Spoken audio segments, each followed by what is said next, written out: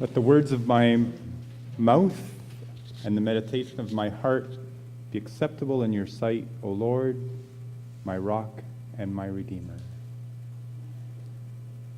Hello, everyone. It's very nice to be with you. I hope the words of my mouth also come through this thing without too much feedback. Okay. It's really nice to be back here at the Advent Cafe on this beautiful evening.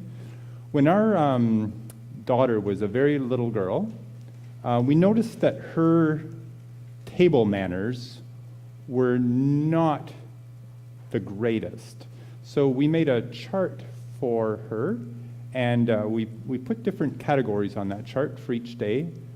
Stuff like please and thank you, and I think it was not spilling all over herself, and different things like that. I can't remember exactly what it was. Anyways, we had this chart, this manners chart. And when the whole chart was filled with stars or whatever we put on the thing, we promised to take her to the Queenston Heights restaurant for a fancy meal out. And that is what happened. She filled the whole chart by having good manners, and then we all dressed up, and we had a great evening at the Queenston Heights restaurant. It was really special, and she received her reward for her good behavior. We always hope that when we behave well, someone will recognize us and give us, the Order of Canada or the Order of Niagara, or call us the Volunteer of the Year, or somehow we will be recognized for doing the right thing. And that's good. Jesus said, "Let your light so shine before others, so that they may see your good works and give glory to your Father in heaven." But let your light shine so others see. So sometimes when we do the right thing and our light shines, we are rewarded. But that doesn't always happen. Sometimes there is a cost attached to doing the right thing. In 1933, after Adolf Hitler was elected Führer of Germany, and then grabbed additional dictatorial powers for himself, a Lutheran pastor by the name of Dietrich Bonhoeffer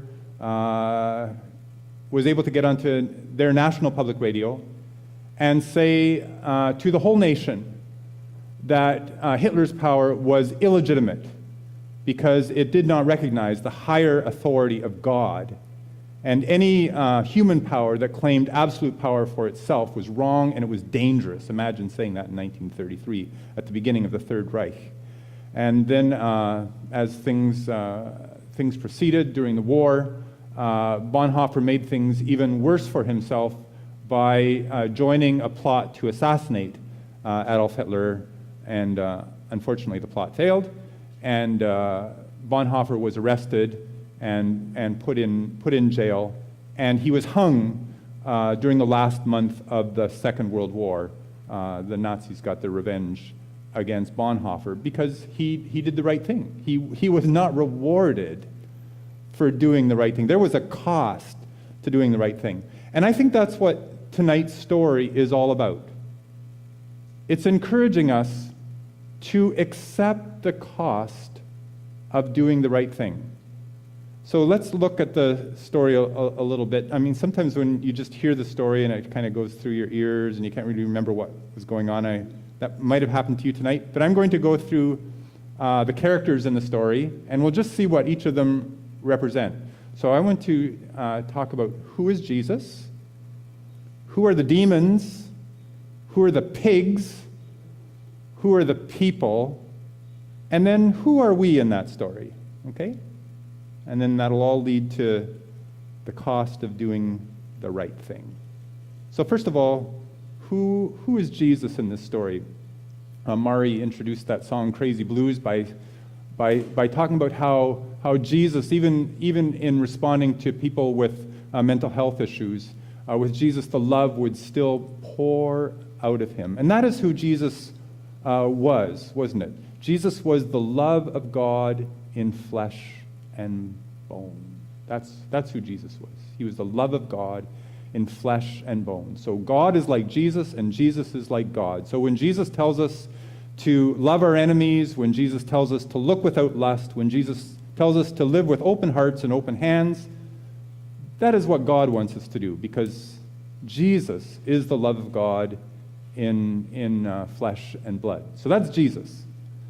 Now the demons, what about the demons in this story? Demons that's a label that makes most of us in Western culture feel pretty uncomfortable.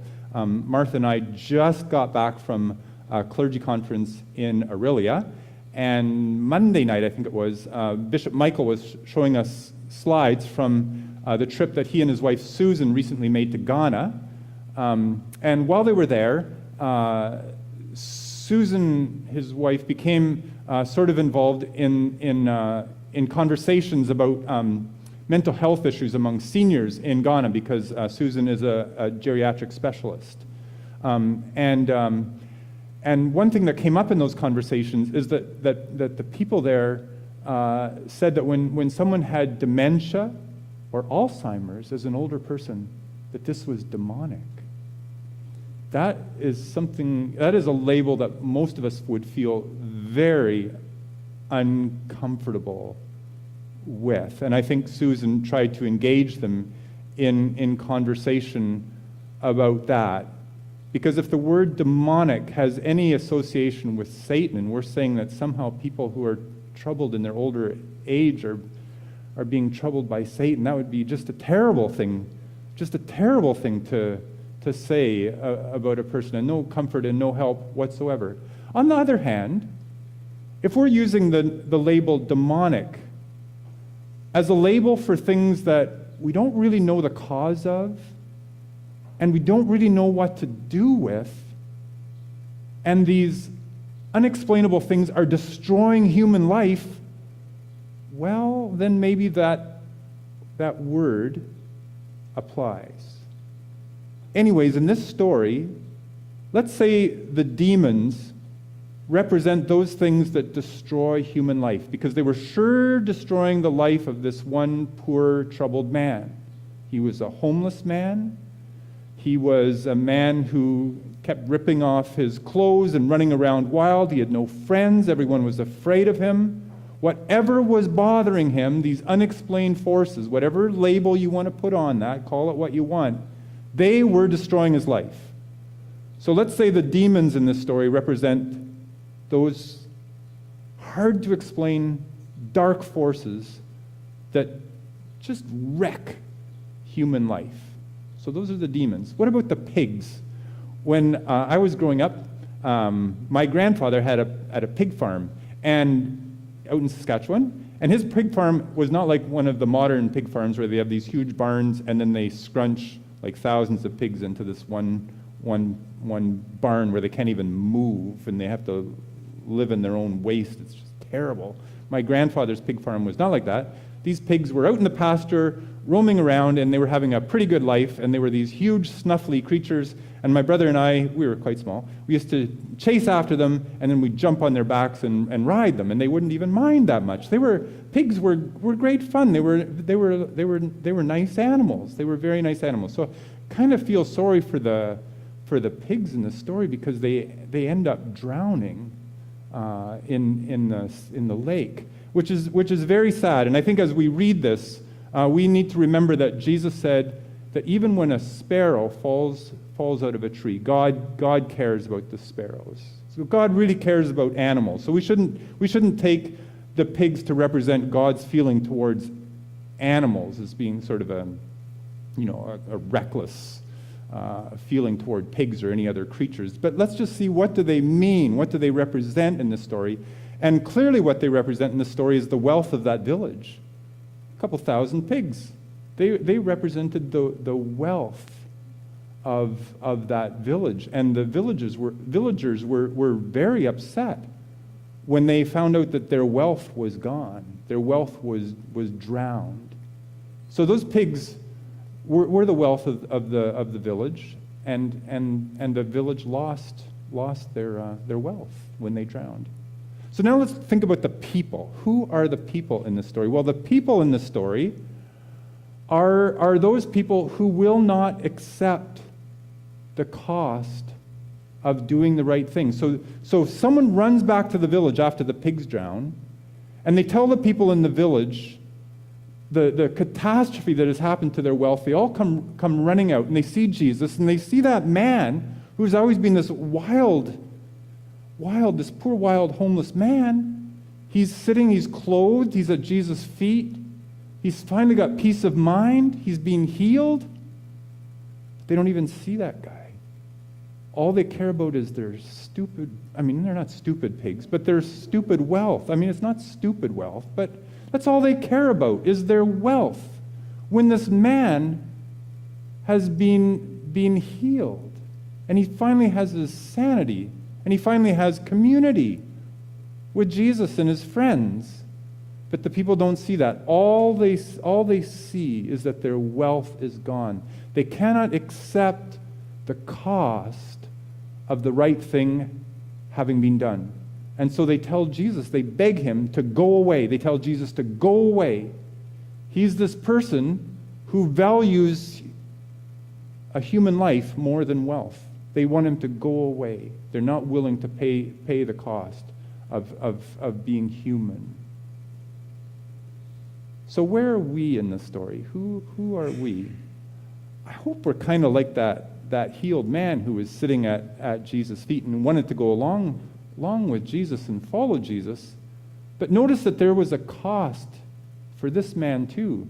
He wanted to stay with his new friends, and he wanted to stay with Jesus. That would have been a really nice, secure thing to do. Finally, he'd found a few friends. But Jesus told him that he needed to go back home and tell people, pay it forward.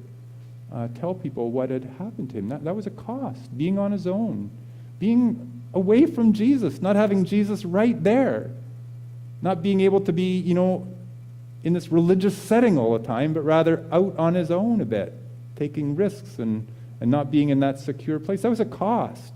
But that's what Jesus asked him to do, and there was a cost for him, the cost of, once again, having to go home and explain to his family what had happened to him. There's a cost for doing the right thing, for trying to follow Jesus, for being compassionate. So I hope as we think of ourselves and put ourselves in this story, I hope we're not like the people who told Jesus to go away because there was a cost to doing the right thing. And if you think of what's going on in our world, the cost that there would be if we really tried to solve big problems that are harassing the human race like now, like climate change. What would it cost to actually reduce carbon emissions, not just little bandages here and there? What would that actually cost us if we cared about the people living south of the expanding Sahara Desert? What would that really cost us? How would that affect our lifestyle? What if we really wanted to deal with homelessness in Canada or First Nations issues in Canada? What would that cost us to do the right thing with regard to the First Nations of our nation, of our country? There's often a cost to doing the right thing, and sometimes we have to choose between our wealth, our lifestyle, and doing the right thing. And Jesus asks us to do the right thing, regardless of cost.